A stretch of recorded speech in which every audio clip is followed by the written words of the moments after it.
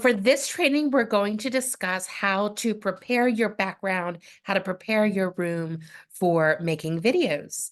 I'm going to start off with a little slide presentation that I made, and then after that, I'm going to move on to a video I made recording my office and the different lighting that I have. Now, keep in mind, it is a very amateur office, it's a very amateur setup, but I wanted to just prove the point that it's okay. You don't have to have high quality equipment with very expensive lighting and sound equipment. It's okay to start with just a couple of different inexpensive lights, your phone, to film on your phone. And so long as you have a couple of these other elements in place, you're going to be just fine and you're going to film great video. And I'm also going to take you through the process. So right now I'm in a very basic setup, which is fine, but I am planning on upgrading my setup, upgrading my equipment. And as I do, I'm going to bring you all along the journey with me so that you can see what I'm trying out, what's working for me. I would love to be able to recommend lighting and sound equipment and just things that will help you on this journey of making more video. So you don't have to do the trial and error. I'm happy to do that. I love this kind of thing. I'll pass it on to all of you. Let me go ahead and do my presentation. All right, so preparing your space for video. First thing you want to do is clear the clutter. Remove any unnecessary items from the background to create a clean and professional looking space. This will keep you focused on you and your message. In the cleaning industry, unless you're showing a before and after, if you're showing how to declutter or you're showing the process of picking up a room, you don't want a whole lot of clutter. You'll notice in professional videos, if it's a kitchen counter, there's not mail on the counter. There's not a whole lot of appliances. It's usually just clear, maybe one or two things that are generally decorative, but you want to keep it as clear as possible so that people can focus on the message and they're not like distracted trying to read like the piece of mail that's on your kitchen counter, for instance. Want to make sure to clear the clutter as much as possible. Next, we're going to choose a suitable backdrop. The research I did suggested consider using a plain wall. I don't necessarily love the plain wall. I think it looks too sterile, but depending on lighting and what you're going for, that might work as well. But a branded backdrop, a neatly arranged shelf with relevant products or props that represent your business. This is referring more to if you're doing a Facebook Live or if you're on a Zoom call, kind of what you want your background to look like. But whatever it is, you want it to represent your business and your brand. All right, ensure good lighting. You'll see in my video, my desk is positioned in front of a window. Natural light is ideal, so position yourself near a window. If that's not possible, use soft, diffuse lighting sources like lamps or LED lights to evenly illuminate your face and the space around you. We've all been on calls where people have like crazy lighting, they're in the dark, or there's like a spotlight on them. Having good lighting really is one of the key elements to keep people engaged.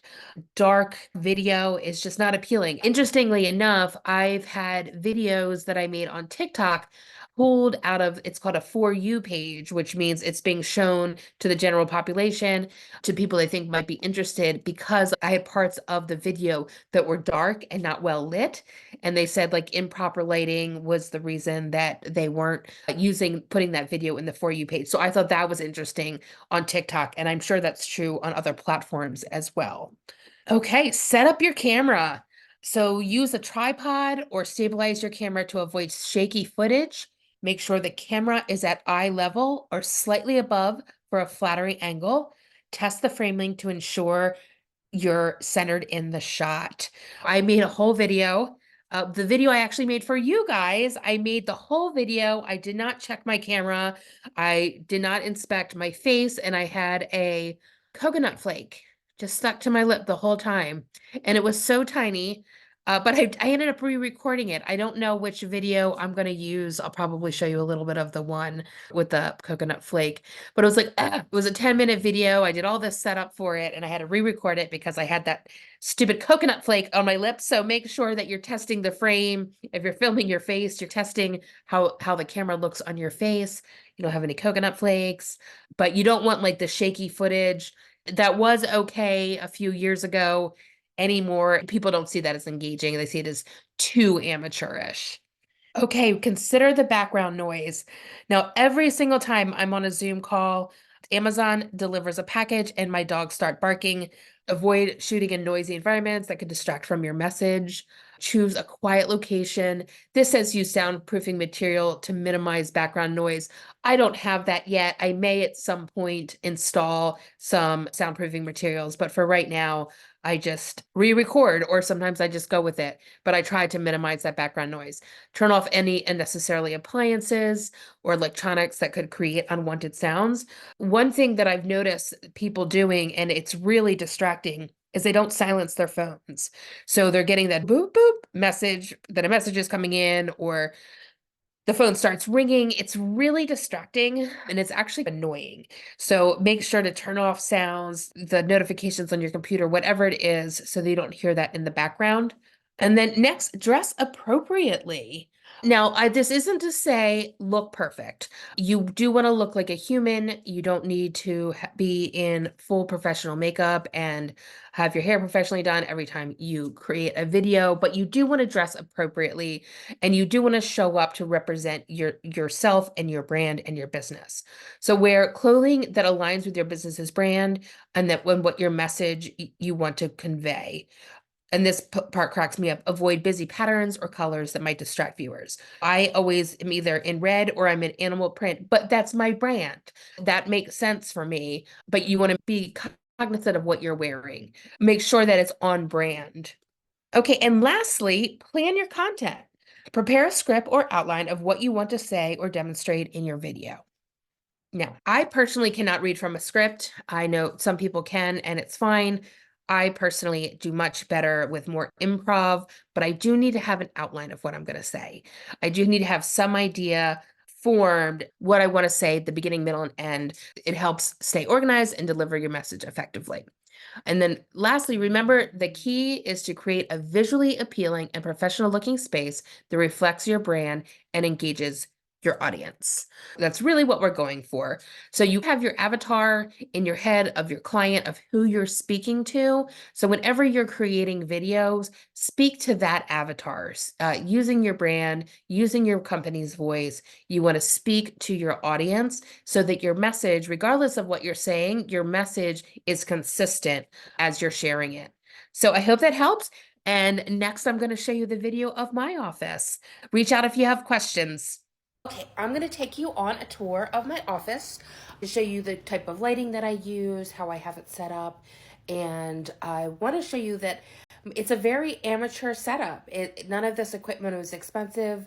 I have 3 different types of phone stands. The most expensive lighting equipment I have was under $100, and I bought that at least 3 years ago. Full disclosure, I do plan on having a decorator come in the fairly near future to help me set up my office so that my background looks better on camera. What I have now is a little makeshift, but I really wanted to prove the point of it doesn't have to be perfect. It doesn't have to be professional. It just has to be done. And a few tricks of lighting and sound will make all the difference. Let's jump in. Now, this is my setup for when I'm doing meetings on Zoom or when I'm filming tutorials. This is the setup that I have and the lighting. So first, let's start with the ring light that I use. This is the oldest one. This is the one that I got 3 years ago, and this is the one I used for a lot of the cleaning training videos that I did because it has the great light, and then it has this phone holder here that I can clip my phone in. There's reasons to have it flipped in the different directions. There are all kinds of ways you can adjust it. I can make it shorter. I can make it taller. I can adjust here the dimmer up or down. Depending on the lighting that day, that's going to help brighten my face up. The other thing that's noteworthy, and probably the most important thing, is the natural light. So if you have a space that you can put your desk in front of, or if you're filming, how natural light is really the best lighting that there is. And then I have sheerish curtains so that If the light is super bright, which sometimes in the morning it is, I can close them and it filters the light so I don't look like, you know, my face is on fire. So that's the first light that I have. And then here's the second light, and this one is on a stand. So I can move this one around. I often will use it if I'm filming in the kitchen. You know, if you've seen me film making juice, I can just set it up with the light and have pretty good lighting. This also has the phone holder. So when I'm doing Facebook Lives, I usually am using this stand and from my phone instead of my computer, because I'll put my notes on the computer. Also, the comments come up on Facebook Live on the side, so you can tell if I'm using my computer for the live because I keep looking down or doing the bifocal looking down my nose just to read the comments. So I use this every day. And another thing that I love about this is you can adjust it. There's different modes. So depending on the time of day, you know, you might see me up on a Zoom at night, my face will start changing colors. It's because I'm trying to find the right lighting so that I have the most natural looking lighting on my face, and then you can go up and down with the lighting. Now this one was probably, I want to say at the very most $40. It's not the most expensive out there. It's not the best out there, but it's been good enough. And then I have this, and I love this little guy. This is my newest. This is one of those that will follow you around. Now I have never set it up to follow me.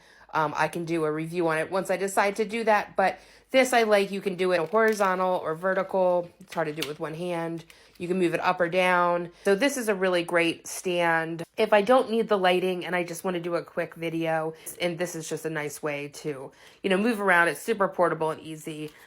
I like having the 3 of those different types of stand. Okay, and next I want to talk about the aesthetics of my office. Again, this isn't professional. This is just very amateur, and I do plan on hiring a professional decorator to help me organize my space behind my desk. But for now, this is what I'm using, and I happen to like it. I know it needs to be upgraded, but it works for me now. And so let me show you around here what happens behind my chair. This painting is probably too loud, but I like it for now. It shows my personality. It's pretty, it's pleasing. And when I'm in the video, you know, my face is covering up most of it when I'm on video. So it's just behind me. It's definitely going to be something that I need to change. But a little bit about what's peeking out behind when I do a zoom. So I have my red shoes. These are literally, see, there's a scuff. These are the ones I wear on stage. I like them. It's just, it makes me happy. That's what's sticking out beside me. I have my little plant and I have my salt lamp. This is what you can see in the video behind me. What you can't see are the Golden Girls. I love having them behind me. It just gives me a giggle. Sometimes I'll move different ones to the front because sometimes you need some Rose energy, and usually it's Dorothy energy that I need. And sometimes I even set them on the desk for me, but I like having these little things behind me. Oh, here's my dear friend gave me that. It lights up bright red when it's dark. And now I want to show you what I don't show. You might have seen peeks of it while I was making the video, but what I don't show in the videos that I'm making, certainly not on Zoom, is the behind the scenes stuff. So let me point that out. So I'm not showing this messy floor. I have had to put these rugs and bath mats down because I have a new puppy. I have new carpets, new puppy, and I have an 8-year-old Yorkie Poo who's not the best trained. Of course, I'm not going to show my yoga stuff unless I'm doing yoga. And just my messy, sentimental, this is all my mail and papers that one day I'll get through. And then this, I love.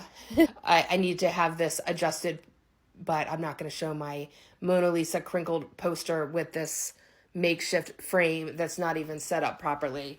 I just show, you know, the nice, pleasing aesthetic behind me, and I leave the mess out. And that's true for all video that I'm making where I'm trying to teach or entertain. We want it to be as least distracting and people to focus on the video that you're making and the content that you're making, not the mess that's behind you or the clutter that's behind you.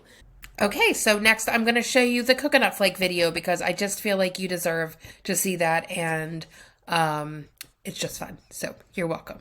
Okay, so I'm going to show you around my office, and I'm going to show you the different lighting that I use, equipment that you need to add. Now, my disclaimer is I do plan on updating my office space. I do plan on updating my equipment just as I get more and more into the video space. But for now, this is what I've been using. I hope you enjoyed this training. I hope it was a lot of help for you, and I look forward to our group call next month.